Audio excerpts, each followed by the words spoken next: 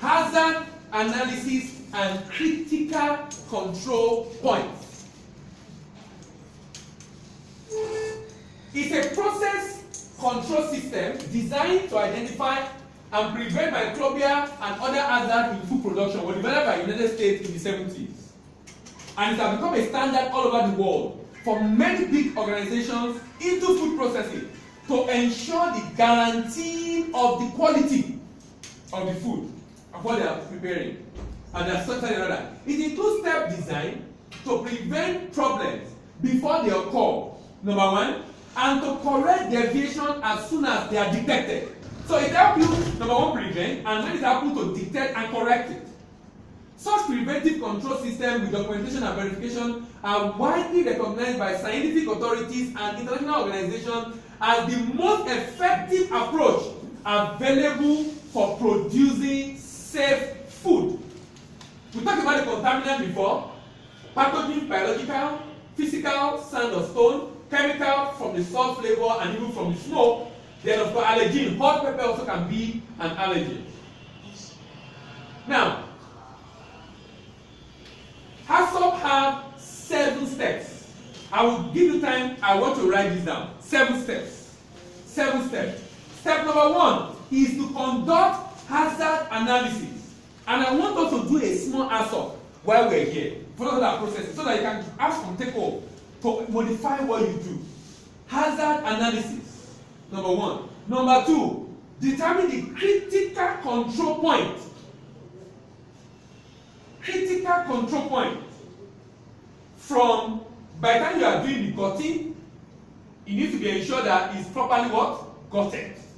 Remember, that gut, if you remain inside, become a danger for us. It needs to be, the slime needs to be properly what? Removed. Because it becomes a breeding ground for microbes. It needs also to be well dried.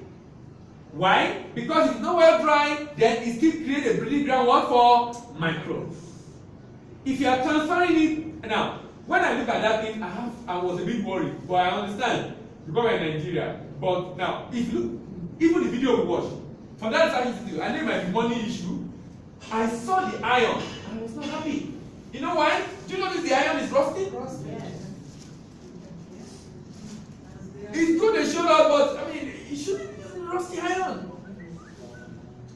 Exactly, it shouldn't be rusty iron.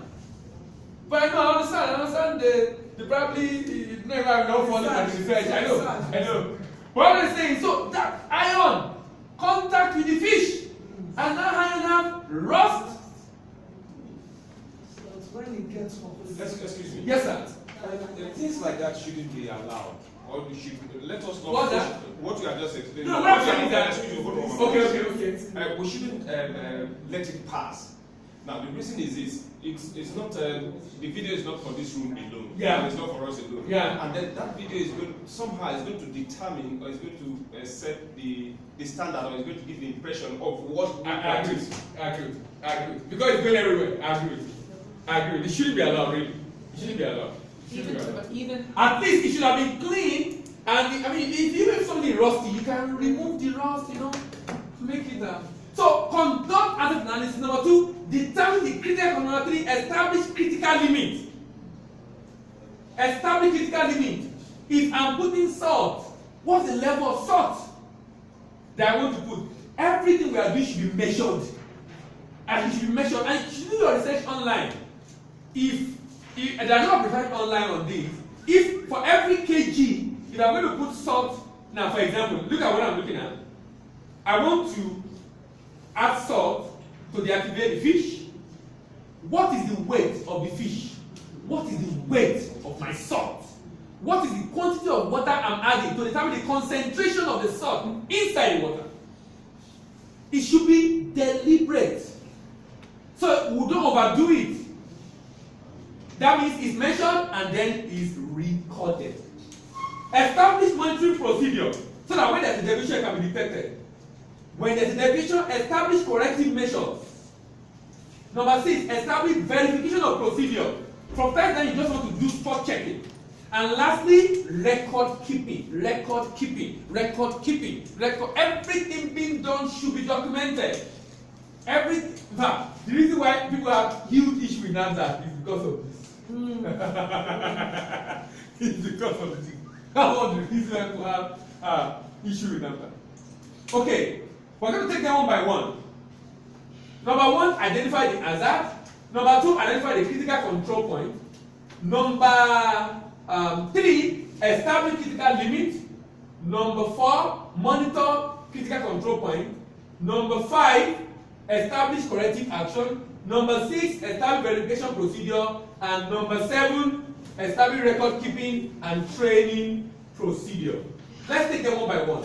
Conduct hazard analysis.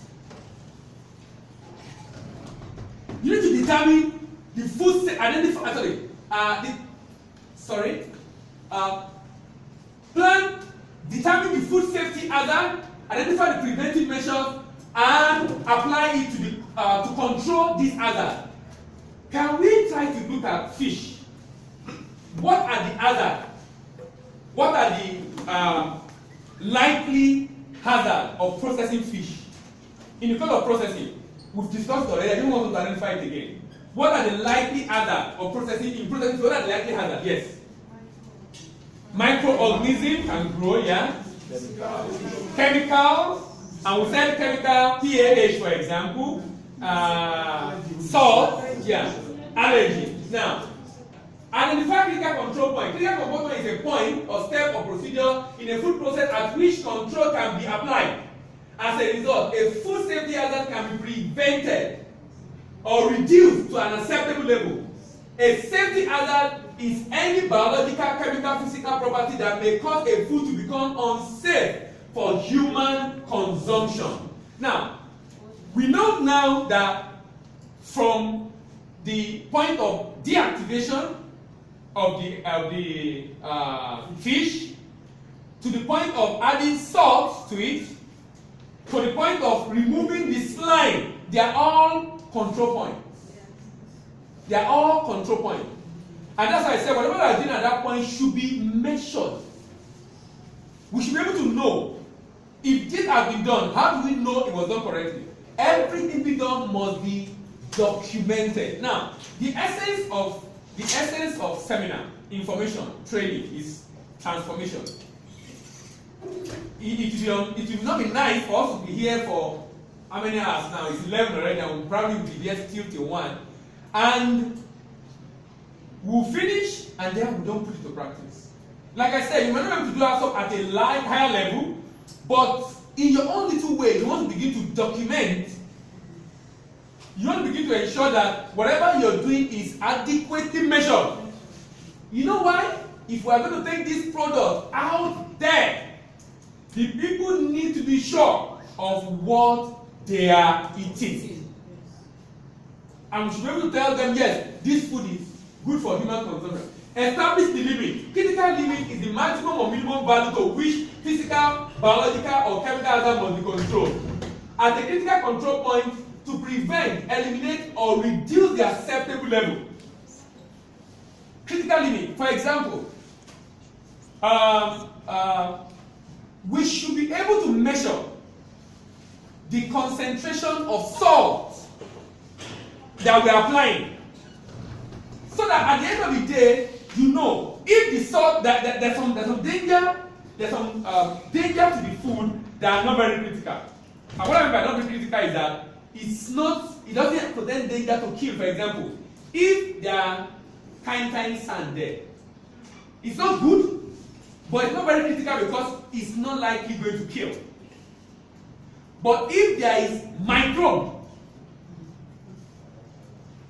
because it's microbe, and they can begin to grow and develop inside human body, it poses what? A higher danger. So that kind of pollution or contaminant is critical compared to sand. Now, for salt, if the salt is much, for me it's also critical because you have to determine it. Why? If the salt is much and people are eating it, we know it's not good for the heart, right? Because it tends to increase what? The chance for hypertension. Establish critical control monitoring measure. Monitoring activity are necessary to ensure that the process is under control at each point. The monitoring procedure and its frequency are to be listed in your plan.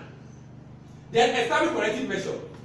These are actions to be taken when monitoring indicate a deviation from established critical limit. For example, if you discover that the fish is salty, this point let us know and how do we correct it. If you cannot reduce it because it's not inside, you have to what? Separate it. It shouldn't go into the market. It shouldn't go into the market. It's a tough one, but it shouldn't go into the market. Establish record keeping. HACCP regulation requires that all plants maintain certain documents, including its hazard analysis and written HACCP plan and record, documenting and monitoring of critical control point, limit verification, and the like. So everything being done is documented. So now I'm processing 100 pieces of fish. This 100 pieces is weighing this amount. That's why also when you finish, you can now weigh to know the weight loss. There are so many postulations about weight loss. Some will say it's 80%. What's the percentage loss? When you finish processing? 75? They said so. And now, who else? Who else is saying now? For me, it's 80? I don't want to But what is important is that because sincerely, it also helped me to be able to properly estimate. And remember, I would strongly recommend also it's good we have a moisture meter. Remember the moisture should not be more than 10%. I should be able to measure. Remember the moisture level. In fact, at the control point, moisture level is critical because I need to know.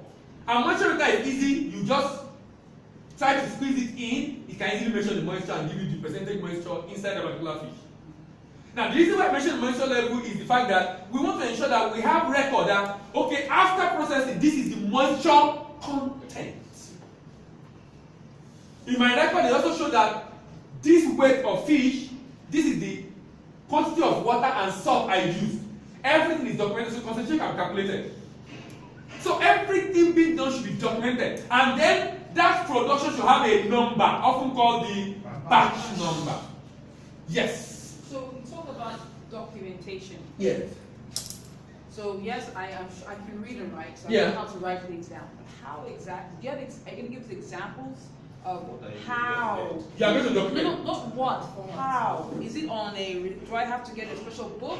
Oh, no, no. What are the structures? Okay. Because right now, the way in my own thinking, I'm sure if you ask him, he has another idea, and NAFDAC may have their own standards. No, NAFDAC, what I will give now is just for focus on record. When NAFDAC come, they have their own standards. So for me, will we?